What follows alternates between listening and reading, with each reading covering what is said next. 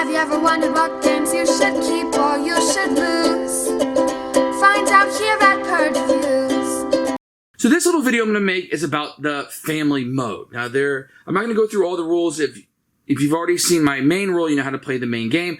I'm going to talk about the differences in the family mode, and there are 4 different family modes that you can play. The first one is going to be just family mode. In that mode, nobody will receive a character. So that kind of hindrance is taken out of the game, and you will just kind of focus on this board alone.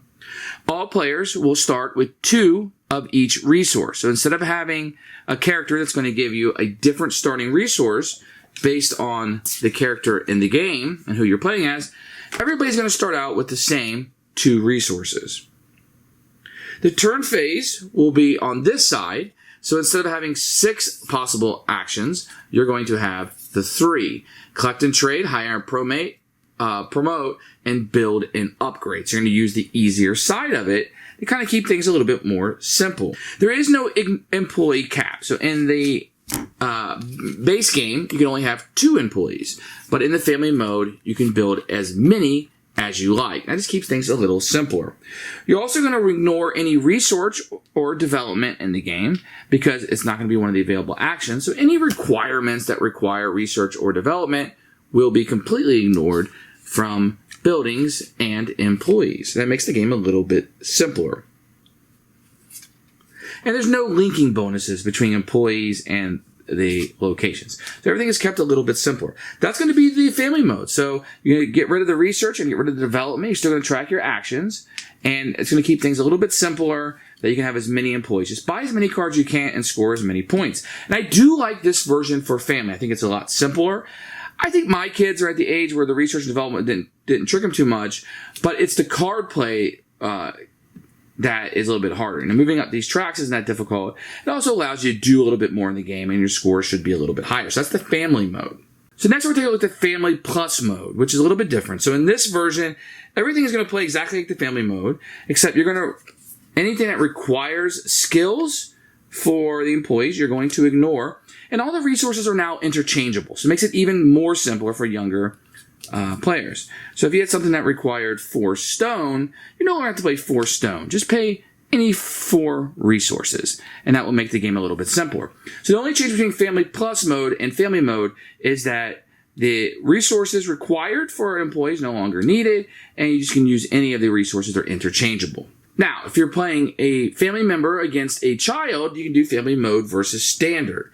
And that's going to have probably the parents playing a standard mode or an older child, and the younger child can play the family mode.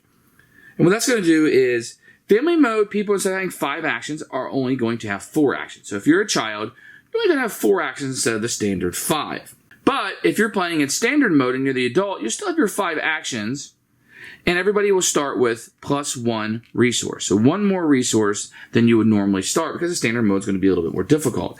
Keeping in mind, the family mode, they'll be playing on the 3 side, where if you're playing the standard mode, you're going to be playing on the more advanced side. So you're going to require more actions to kind of move around, and that will kind of take a kid's upkeep and make it equal to what a parent can do. And the last mode for family is family plus mode versus standard. So you're playing with a very young kid versus an adult, and you want things to be standardized. So family mode plus mode, they're only going to have 4 actions instead of 5.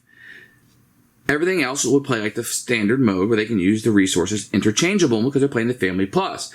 But the standard mode, they'll start with 1 more additional resource, and they will start with the first level of development. So if you're standard mode, you've got to get that.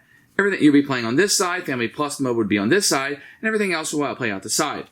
Now, I do like these family modes because it takes the game and it allows the parents to continue to play the standard game. The game that takes a little bit more brain power, it's a little bit harder, and it keeps their interest a little bit longer. But the kids can still play the easier mode, and I like that quite a bit. This is the first game that I've seen that in, and I think it works really, really well with my kids. I'm able to stagger the game. They want to play family plus mode, which is very simple, family mode, or they want to step up to standard. But the whole time, I can continue to play the standard mode. That's fantastic. I wish more children's games would implement a mode like this that parents can still play the regular game, but the kids can also play the nerfed version and they can stay in the game. Excellent. I like this quite a bit. Great addition to this.